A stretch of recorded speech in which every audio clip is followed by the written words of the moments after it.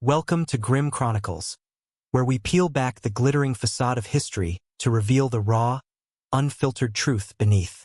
Tonight, we're stepping into the cold, stone-walled halls of medieval England, into a world where power was worth more than human lives, and a child's screams could lay the foundation for a dynasty.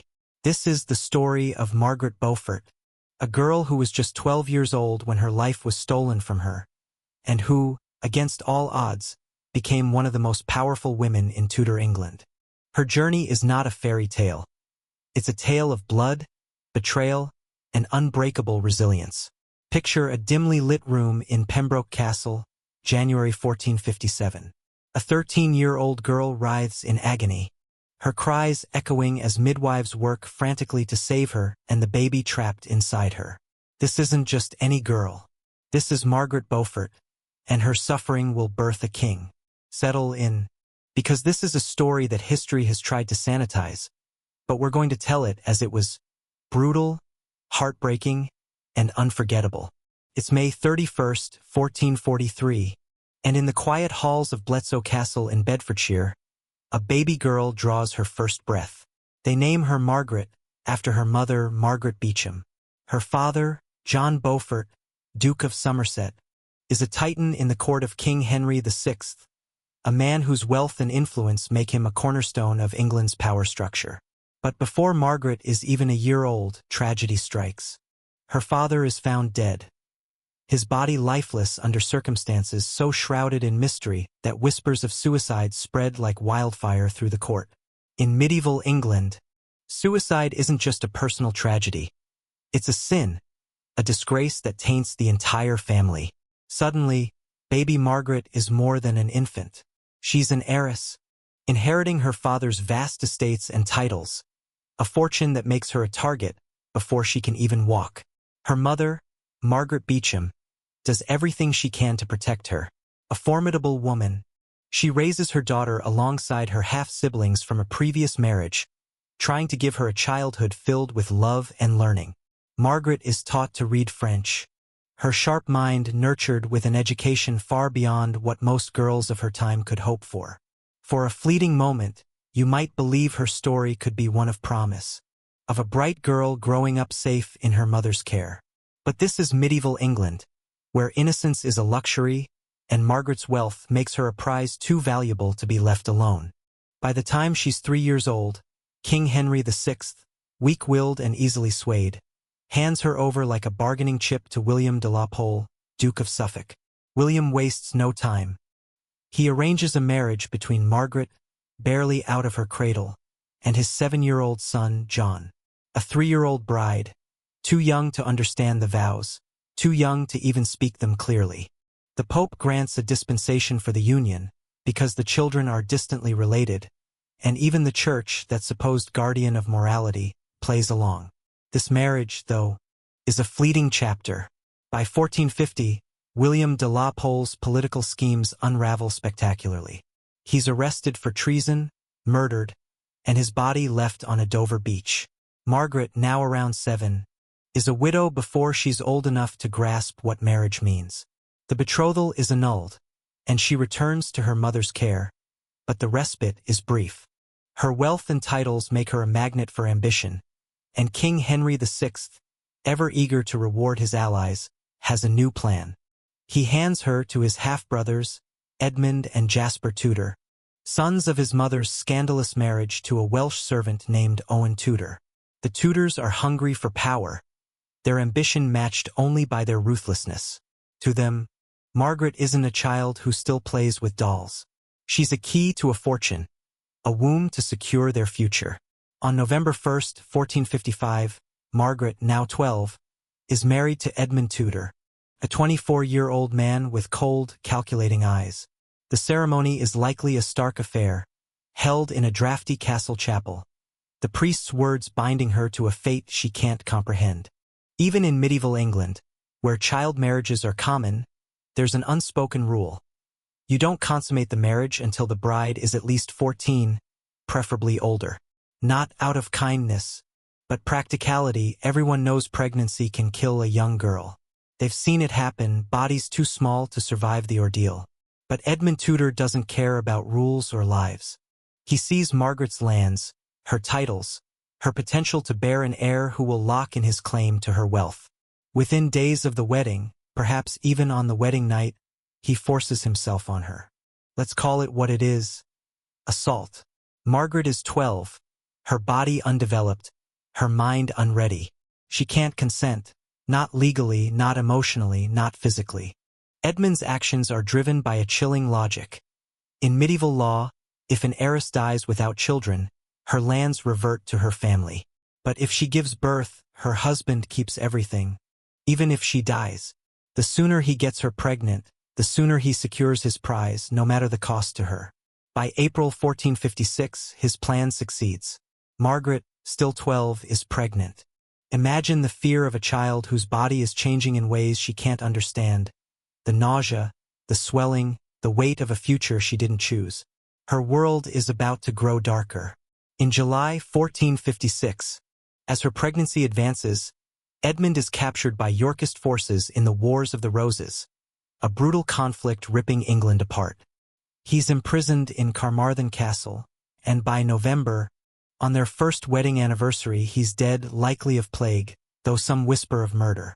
Margaret is now 13, 7 months pregnant, and alone in a world at war. She could stay where she is, surrounded by strangers in hostile territory, but she makes a choice that reveals the steel forming in her soul. Heavily pregnant, in the dead of winter, she sets out for Pembroke Castle to seek the protection of her brother-in-law, Jasper Tudor. The journey is grueling: rough roads, freezing cold, a country torn by civil war. Her young body is already strained to its limits. Yet she endures, arriving at Pembroke to face the greatest trial of her life. On January 28, 1457, labor begins. Margaret is tiny, described by those who knew her as small and slight, her hips not yet widened, her body still that of a child. The baby is coming, but there's nowhere for it to go. Hour after hour, her screams fill the castle, the midwives exchanging frightened glances as they fight to save her. They've delivered countless babies, but this is different. A child's body tearing itself apart. The details of that day are lost, but the aftermath speaks volumes. The birth is so traumatic that Margaret will never bear another child. In an era where noblewomen often had a dozen or more children, where producing heirs is a wife's primary duty, Margaret has only one. Her body is so ravaged that it never recovers. Yet, against all odds, both she and the baby survive. They name him Henry, and he will grow up to become Henry VII, founder of the Tudor dynasty. As Margaret lies exhausted in that castle room, cradling her newborn son, she's not just a mother. She's a survivor, a girl who has defied death to bring a future king into the world. Her story, though, is just beginning, and the path ahead will test her in ways she can't yet imagine. The air in Pembroke Castle is still heavy with the echoes of Margaret Beaufort's cries, but the girl who survived that brutal day in January 1457 is no longer just a victim. She's a mother, a widow, and a force beginning to take shape. 13. Margaret has faced more pain than most endure in a lifetime, her body scarred by a childbirth that nearly killed her. Her son Henry the only proof that her suffering had purpose.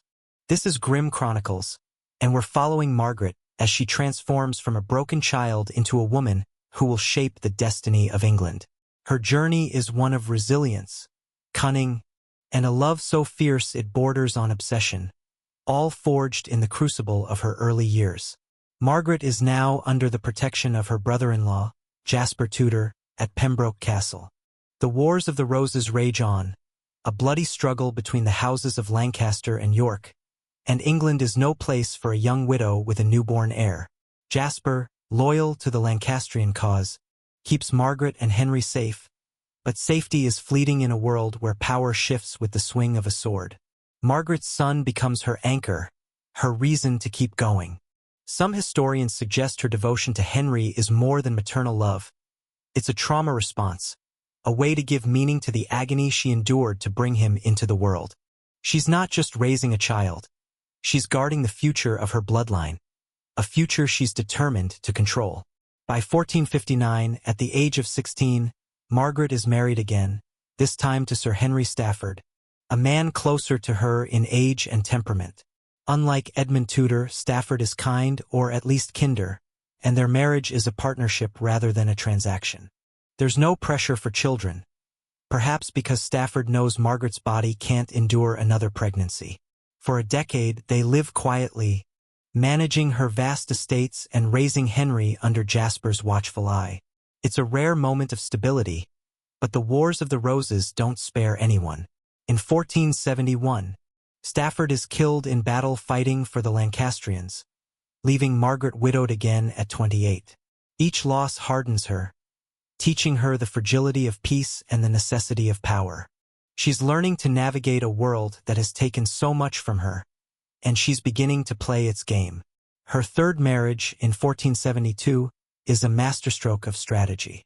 Thomas Stanley, a wealthy and cunning nobleman, offers Margaret what she needs most: protection and influence. Stanley is a survivor, a man who knows how to bend with the political winds, and Margaret sees in him a partner who can help secure Henry's future. By now, the Lancastrian cause is crumbling, and Henry, still a boy, is forced to flee to Brittany for safety. Margaret's heart aches as her son is torn from her, but she doesn't break. Instead, she begins to weave a web of alliances, sending secret letters, funneling money, and plotting for the day Henry can return. This is where we see the Margaret Beaufort of legend emerge. Not the child bride, but the political mastermind, a woman who turns her pain into purpose. The years that follow are a testament to her patience and cunning. With the Yorkists, first Edward IV, then Richard III, on the throne, Margaret operates in the shadows, never openly defying the ruling powers but always working toward her goal. She cultivates relationships with key figures, from nobles to merchants, ensuring Henry's name is kept alive in exile. She sends him money, advice, and promises of a future she's determined to create. At court, she plays the dutiful wife to Stanley, all while secretly orchestrating a rebellion. It's a dangerous dance. One wrong move could mean death for her and Henry, but Margaret is precise, her intelligence a weapon honed by years of survival. In 1485, the moment she's been waiting for arrives. Henry Tudor lands in Wales with a small army, ready to challenge Richard III for the crown. Margaret has spent years preparing for this, securing allies, spreading propaganda, and ensuring Henry's claim as a Lancastrian heir is known across England. The Battle of Bosworth is her triumph as much as his. On August 22, 1485, Richard is killed, and Henry is crowned Henry VII, the first Tudor king. Margaret, now 42, stands at the heart of this victory. She's not just the king's mother. She's the architect of his rise, a woman who turned a fugitive boy into a monarch. As she watches her son take the throne, she signs her letters Margaret R., a quiet claim to the power she's earned through decades of sacrifice. Her son is king, but her work is far from over, and the scars of her past will shape the years to come. The Tudor rose now flies over England, a symbol of unity between Lancaster and York, but its roots are soaked in blood. It's 1485 and Margaret Beaufort, at 42, has achieved what seemed impossible. Her son, Henry VII, is king, the first of the Tudor dynasty. On Grim Chronicles, we're diving into the years when Margaret becomes the most formidable woman in England, a matriarch whose influence reaches every corner of the court. The shadow of her childhood looms large, a reminder of the cost of her triumph. This is the story of a woman who shapes a dynasty, not with a sword, but with her mind, her will, and the unbreakable strength forged in a child's suffering. With Henry crowned, Margaret's role transforms. She's no longer just plotting in secret.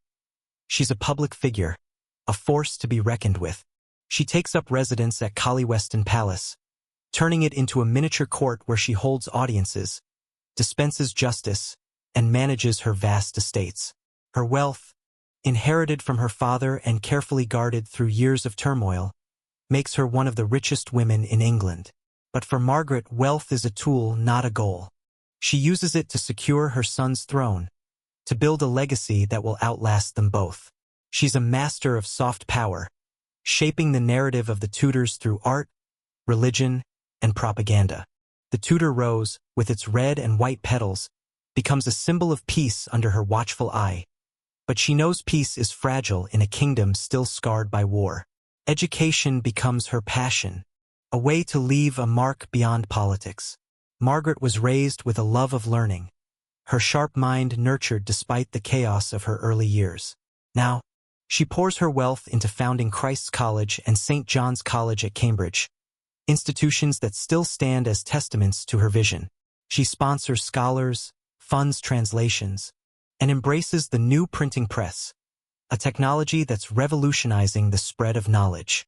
In a world where women are rarely seen as intellectual forces, Margaret is a pioneer, proving that a woman's mind can shape the future as much as any king's crown. Her colleges are not just buildings. They're a statement that knowledge is power, and she's determined to share it. But Margaret is no saint. She's pragmatic, even ruthless, when it comes to protecting her family. The Tudor throne is under constant threat. Yorkist pretenders, rival claimants, disloyal nobles.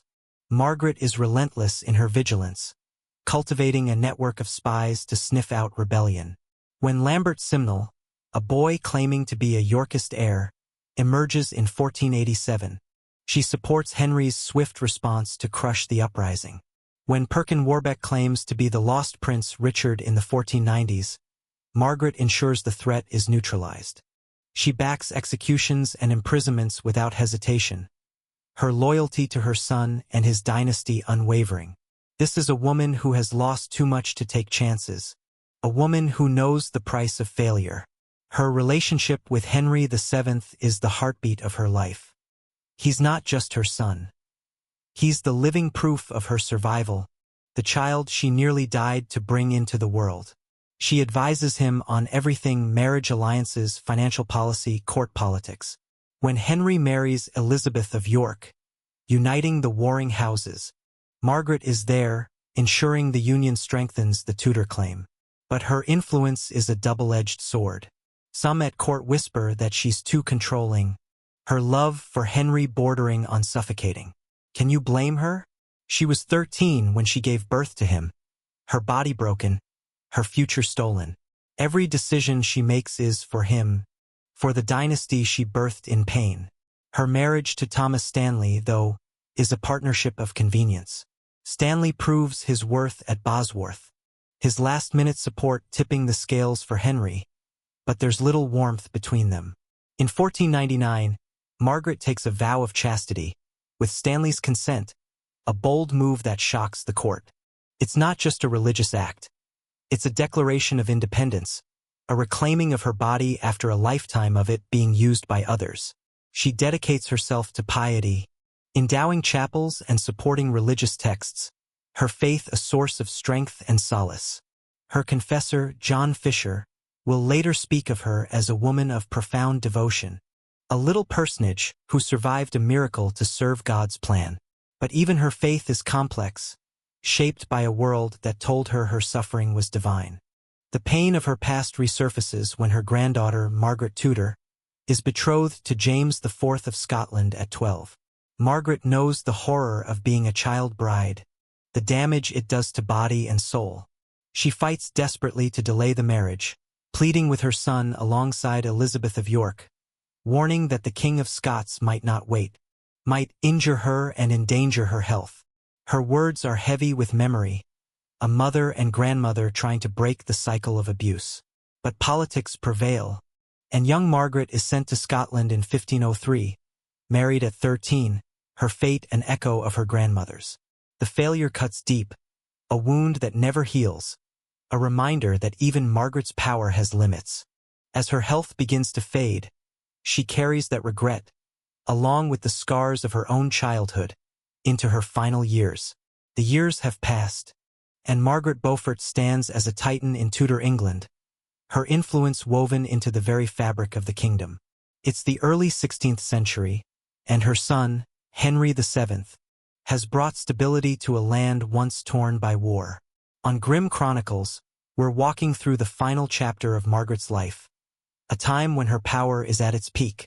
But her past is never far behind. This is the story of a woman who becomes a legend, not just for her triumphs, but for the human cost of her journey. A cost that echoes in every decision she makes, every legacy she builds.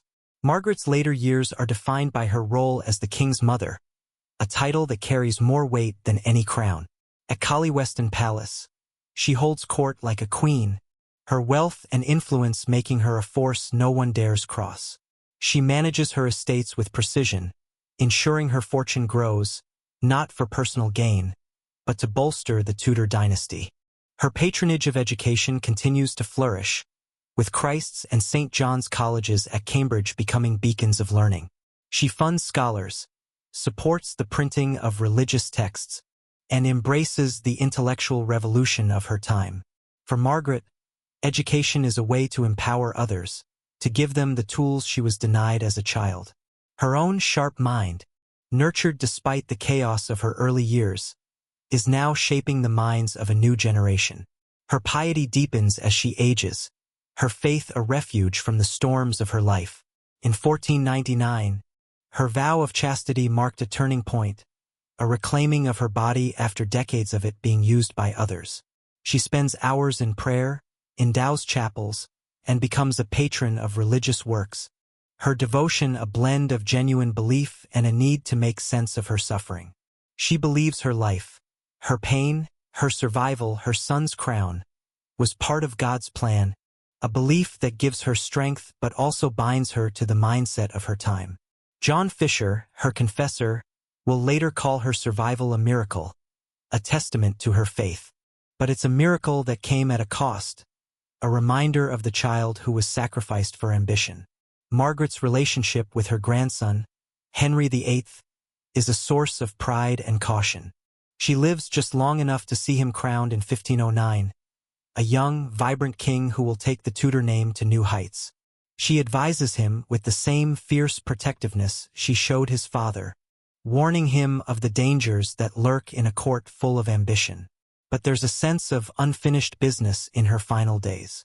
The failure to protect her granddaughter, Margaret Tudor, weighs heavily. Sent to Scotland at 13, married to a man who didn't wait, young Margaret's fate is a painful echo of her grandmother's. Margaret fought to spare her, but the political machine was too strong, a bitter reminder that even her power has limits. When Henry VII dies in 1509, Margaret's world shifts again. She's outlived her son, a loss that cuts deep, but she lives to see her grandson crowned, a final triumph for the dynasty she built. On June 29, 1509, just days after her 66th birthday, Margaret Beaufort dies, her body and spirit exhausted but unbroken. Her legacy is immense: the Tudor dynasty, Cambridge colleges, a transformed England. But it's also personal, a story of a girl who survived the unthinkable, who turned her pain into power. She was failed by those who should have protected her, yet she rose to shape history. Her story is a reminder that power comes at a cost, that every Tudor rose is stained with the blood of a 13-year-old girl who nearly died to birth a king. Her life challenges us to look beyond the glory of history, to see the human cost of ambition, and to honor the resilience of those who survive. The Tudor rose still blooms in our imagination, a symbol of a dynasty that changed England forever. But on Grim Chronicles, we don't just celebrate the glory, we uncover the blood and tears behind it. Margaret Beaufort's story is one of triumph, yes, but it's also a story of a child whose life was stolen, whose body was broken, whose strength was forged in unimaginable pain. As we close her tale, let's reflect on what she means not just for her time but for ours, and why her voice still echoes through the centuries. Margaret's final years were a testament to her power. She was the king's mother, a patron of learning, a woman who signed her letters Margaret R. as if she were a queen. Her colleges at Cambridge stand as monuments to her vision, her wealth a tool to secure her family's legacy. But her faith, her piety was her anchor. She believed her suffering was God's will, a divine plan that led to the Tudor throne. It's a belief that gave her strength, But it also trapped her in a world that justified a 12-year-old's pain as part of a greater purpose. We see her differently now, not just as the mother of a dynasty, but as a survivor of abuse, a child who was failed by those who saw her as property. Her body, scarred at 13, never recovered. Her heart, shaped by loss, never stopped fighting. Her failure to protect her granddaughter, Margaret Tudor, is a wound that never healed. She knew the horror of being a child bride, the damage it did to body and soul, yet she couldn't stop the cycle from repeating. That failure is a reminder of the limits of power, even for a woman as formidable as Margaret. But her story is also a call to action. In a world where child marriage still exists, where girls are still traded like commodities, Margaret's life is a warning. She survived, yes, but at what cost?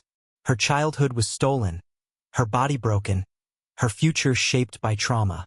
She deserved better, a chance to grow up without fear, a body that wasn't sacrificed for greed.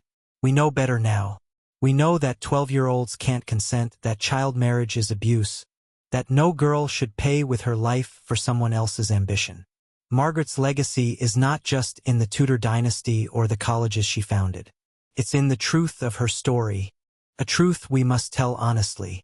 Every time you see a Tudor rose, think of her, not just the matriarch, but the child who survived Pembroke Castle. Every time you hear of Henry VIII or Elizabeth I, remember the 13-year-old whose pain made their reigns possible. Her story is the blood behind the throne, the tears behind the crown. She was 12 years old, and that should have been enough to save her. It wasn't. But by telling her story, by refusing to romanticize the past, we can honor her. We can fight for the girls who come after, ensuring that no child pays the price Margaret did. Thank you for joining us on this journey through the shadows of history. This is Grim Chronicles, where we uncover the stories that history tries to forget. If Margaret's story moved you, hit that subscribe button, leave a comment below, and let us know what you think. What part of her life struck you the most? Share it with us and let's keep the conversation going. We'll be back with another tale that refuses to stay buried. Until then, keep questioning, keep listening, and never forget the human cost of power.